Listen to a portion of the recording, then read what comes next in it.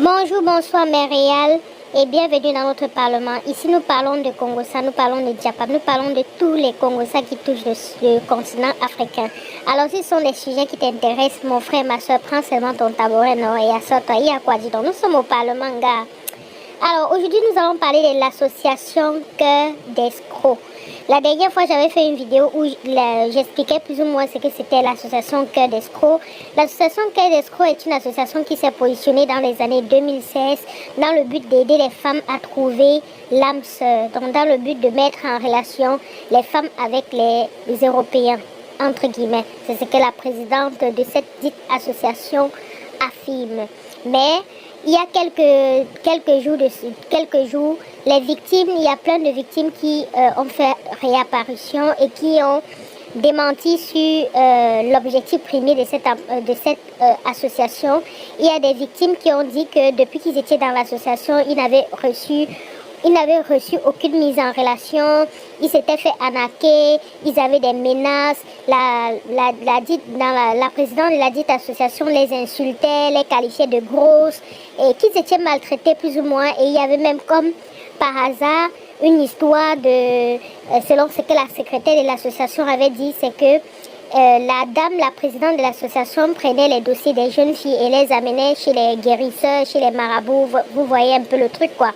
Alors, il y a de cela quelques jours, l'influenceuse ou la blogueuse Tata Lolo TV, elle avait été contactée et elle avait dit qu'elle devait gérer, elle devait aller jusqu'au bout, elle devait faire ce que les filles puissent entrer en possession de leur dû, parce que les filles réclamaient, leur demandaient qu'on les rembourse, que la présidente rembourse l'argent qu'elles avaient pris, parce qu'en fait, l'inscription coûtait 315 000, il y en avait qui payaient les 315 000, il y en avait qui payaient 800 000, il y en avait qui payaient 2 millions. Vraiment, les sommes étaient vraiment exorbitantes pour des personnes qui vivent en Afrique. Et nous connaissons tous la galère qui sévit dans notre continent africain.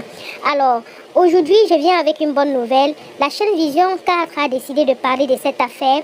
Et vous allez voir à la fin de cette vidéo, la secrétaire de l'association, la secrétaire de l'association Cœur d'Escrocs qui s'appelle Françoise et une jeune dame qui ils vont passer sur la chaîne Vision 4 où ils vont expliquer tout ce qui s'est passé. Donc, la bonne nouvelle, c'est que la chaîne Vision 4 a décidé de parler de cette affaire et l'émission est prévue pour mardi 19 juillet 2022.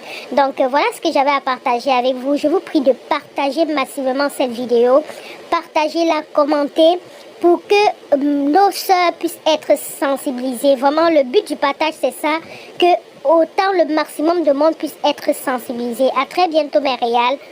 Partagez et commentez. Depuis 2016, de 2016 à 2022, elle n'a que 3 mariages qu'elle a eu vraiment à célébrer. 3 mariages seulement sur Yaoundé, plus de 700 dossiers. 700 dossiers, sans compter Douala, sans compter le Gabon, la Côte d'Ivoire et tout le reste des pays. En Europe, même la diaspora est mêlée. Là, il y a tellement escroqué les femmes de la diaspora là-bas depuis la France, les États-Unis, partout, la Suisse, la Belgique. Oui, bonjour, je m'appelle Diane Domo-Thérèse Christelle. Je me suis inscrite à l'agence Cœur Uni en 2019 et j'ai connu Madame Sylvain qui est la responsable de cette association. Elle m'a fait comprendre qu'elle trouvait des maris européens aux Africains. J'étais intéressée, je me suis inscrite. Elle m'a fait comprendre qu'on donnait l'argent progressivement, puisque c'est une somme de 315 000 qu'on devait verser. Et pour le dossier normal, pour les VIP, c'était les 815 000 et 1 million. J'ai commencé à verser mon argent, 125 000. Et maintenant, il fallait que je finisse. Après, j'ai suivi comment sa secrétaire faisait dénoncer l'association sur les réseaux sociaux. Je me suis rapprochée vers cette association pour en savoir plus. Et j'ai suivi comment elle-même est passée des directs. Elle passait sur son direct et disait comment elle est dans la franc-maçonnerie.